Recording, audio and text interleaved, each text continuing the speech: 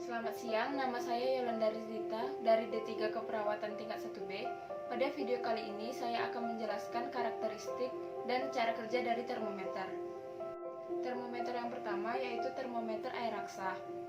Termometer air raksa adalah termometer yang dibuat dari air raksa yang ditempatkan pada suatu tabung kaca. Tanda yang dikalibrasi pada tabung membuat temperatur dapat dibaca sesuai dengan panjang air raksa di dalam gelas, bervariasi sesuai dengan suhu. Jenis khusus termometer air raksa disebut termometer maksimum. Karakteristik dari termometer air raksa yaitu memiliki keuntungan. Yang pertama, mudah dilihat karena mengkilap. Yang kedua, pemuaiannya teratur. Yang ketiga, tidak membasahi dinding. Dan kerugiannya yaitu yang pertama, harganya yang mahal. Yang kedua, tidak dapat mengukur suhu yang sangat rendah. Dan yang ketiga, merupakan bahan beracun. Cara kerja dari termometer air raksa yaitu saat suhu naik, air raksa didorong ke atas melalui katup oleh gaya pemuaian. Saat suhu turun, air raksa tertahan pada katup dan tidak dapat kembali ke bohlam, membuat air raksa tetap berada di dalam tabung. Pembaca kemudian dapat membaca temperatur maksimum selama waktu yang telah ditentukan. Untuk mengembalikan fungsinya, termometer harus diayunkan dengan keras. Termometer ini mirip desain termometer medis. Contoh termometer air raksa adalah termometer klinis atau pengukur suhu badan. Yang kedua, termometer alkohol. Termometer alkohol adalah termometer yang menggunakan alkohol sebagai media pengukur, yang merupakan alternatif dari termometer air raksa dengan fungsi yang sama. Karakteristik dari termometer alkohol adalah isi termometer alkohol tidak beracun dan akan menguap dengan cukup cepat. Termometer alkohol dikenal dengan termometer minimum, karena termometer ini dapat mengukur suhu hingga ke tingkat yang sangat rendah, yakni 114,9 derajat Celcius. Ruang di bagian atas cairan merupakan campuran dari nitrogen dan uap dari cairan. Dengan meningkatnya suhu, maka volume akan naik. Cairan yang digunakan dapat berupa etanol murni atau asetat isoamil, tergantung pada produsen dan pekerjaan yang berhubungan dengan suhu. Karena termometer ini adalah transparan, maka cairan yang dibuat harus terlihat dengan penambahan pewarna merah atau biru. Termometer alkohol ini adalah yang paling banyak digunakan karena bahaya yang ditimbulkan sangat kecil ketika terjadi kasus kerusakan pada termometer. Keuntungan pada termometer alkohol, yang pertama, harganya yang murah. Yang kedua, lebih teliti untuk perubahan yang sangat kecil karena pemuaiannya cukup besar. Yang ketiga, titik bekunya rendah yaitu minus 112 derajat Celcius. Kerugian pada termometer alkohol ini, yang pertama, titik didihnya rendah yaitu 78 derajat Celcius sehingga tidak bisa mengukur suhu yang tinggi. Yang kedua, tidak berwarna sehingga sulit untuk dilihat. Yang ketiga, membasahi dinding. Contoh termometer alkohol adalah termometer laboratorium. Cara kerja dari termometer alkohol yaitu ketika suhu meningkat, alkohol yang berada di dalam wadah akan memuai sehingga panjang kolom alkohol akan bertambah. Sebaliknya, ketika suhu menurun, panjang kolom alkohol akan berkurang. Pada bagian luar tabung kaca, terdapat angka-angka yang merupakan skala termometer tersebut. Angka yang ditunjukkan oleh ujung kolom alkohol merupakan nilai suhu yang diukur. Yang ketiga, termometer termistor. Termometer termistor adalah salah satu jenis resistor yang sensitif terhadap perubahan suhu. Prinsipnya adalah memberikan perubahan resistensi yang sebanding dengan perubahan suhu. Perubahan resistensi yang besar terhadap perubahan suhu yang relatif kecil menjadikan termistor banyak dipakai sebagai sensor suhu yang memiliki ketelitian dan ketepatan yang tinggi. Karakteristik dari termometer ini dibentuk dari bahan oksida logam campuran atau sintering mixture, kromium, kobalt, tembaga, besi atau nikel yang berpengaruh terhadap karakteristik termistor, sehingga pemilihan bahan oksida tersebut harus dengan perbandingan tertentu, di mana termistor merupakan salah satu jenis sensor suhu yang memiliki koefisien temperatur yang tinggi. Termometer termistor dapat dihubungkan ke perangkat listrik seperti komputer. Skala termometer termistor berkisar antara minus 25 derajat Celcius sampai 180 derajat Celcius. Ada dua macam termistor secara umum. Yang pertama, posistor atau PTC dan NTC. Nilai tahanan pada PTC akan naik ketika perubahan suhunya naik, sementara sifat NTC justru kebalikannya. Cara kerja dari termometer termistor adalah ketika suhu naik, hambatan termistor akan turun. Hambatan listrik diukur dengan suatu rangkaian yang mengandung sebuah skala yang dikalibrasi dalam derajat suhu. Yang keempat, termometer termokapel. Termometer termokapel memiliki karakteristik yaitu menggunakan bahan bimetal sebagai alat pokoknya. Ketika terkena panas, maka bimetal akan bengkok ke arah yang koefisiennya lebih kecil. Pemuaian ini kemudian dihubungkan dengan jarum yang menunjukkan angka tertentu. Angka yang ditunjukkan jarum ini menunjukkan suhu benda.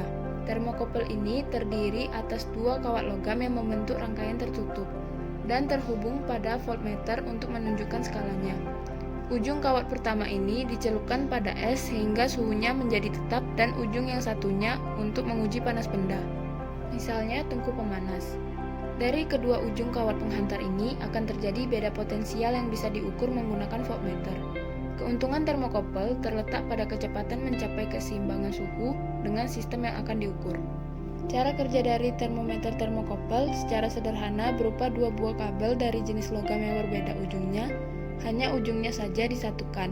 Titik penyatuan ini disebut hot junction, atau prinsip kerjanya memanfaatkan karakteristik hubungan antara tegangan volt dengan temperatur. Setiap jenis logam pada temperatur tertentu memiliki tegangan tertentu pula. Pada temperatur yang sama, logam A memiliki tegangan yang berbeda dengan logam B. Terjadi perbedaan tegangan atau kecil sekali seperti milivolt yang dapat dideteksi. Jika sebuah batang logam dipanaskan pada salah satu ujungnya, maka pada ujung tersebut elektron-elektron dalam logam akan bergerak semakin aktif dan akan menempati ruang yang semakin luas. Elektron-elektron saling desak dan bergerak ke arah ujung batang yang tidak dipanaskan. Dengan demikian, pada ujung batang yang dipanaskan akan menjadi muatan positif. Kerapatan elektron untuk setiap bahan logam berbeda tergantung dari jenis logam. Jika dua batang logam disatukan salah satu ujungnya dan kemudian dipanaskan, maka elektron dari batang logam memiliki kepadatan tinggi akan bergerak ke batang yang memiliki kepadatan yang elektronnya rendah. Dengan demikian, terjadilah perbedaan tegangan di antara ujung kedua batang logam yang tidak disatukan atau dipanaskan. Besarnya termolistrik atau GEM atau gaya elektromagnet mengalir dari titik hot junction ke cold junction atau sebaliknya setelah terdeteksi perbedaan tegangan atau volt. Beda tegangan ini linear dengan perubahan arus, sehingga nilai arus ini bisa dikonversi ke dalam bentuk tampilan display. Sebelum dikonversi, nilai arus dikomparasi dengan nilai acuan dan nilai offset di bagian komparator. Fungsinya untuk menerjemahkan setiap satuan ampere ke dalam satuan volt, kemudian dijadikan besaran temperatur yang ditampilkan melalui layar atau monitor, berupa 7 segmen yang menunjukkan temperatur yang dideteksi oleh termokapel.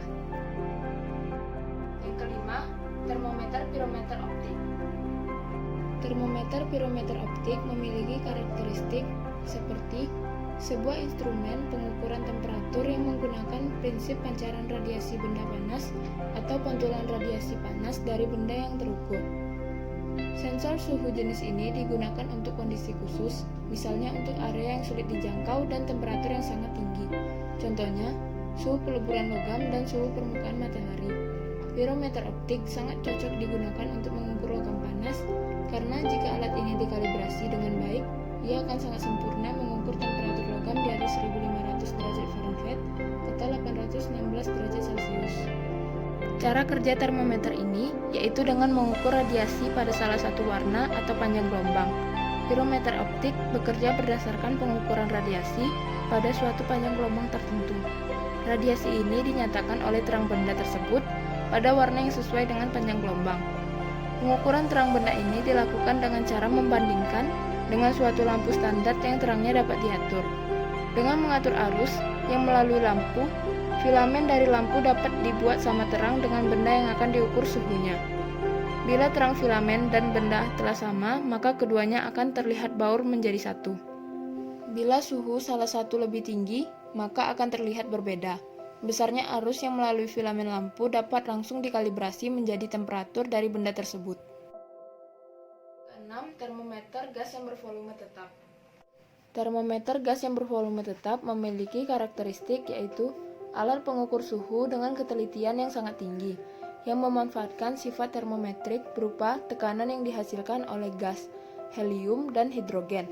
Termometer gas volume tetap digunakan untuk mengkalibrasi jenis-jenis termometer lain dan sudah diakui oleh laboratorium di seluruh dunia.